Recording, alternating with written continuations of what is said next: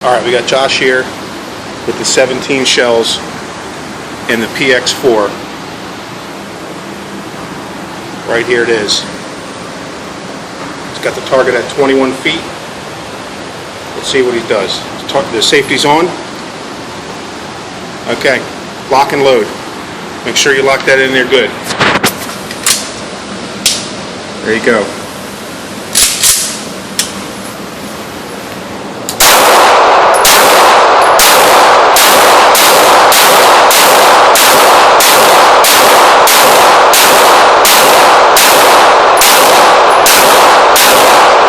Clear.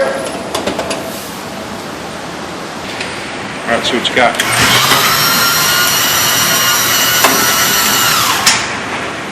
Wow, quite a few headshots and the rest body shots. Good shooting there, Josh.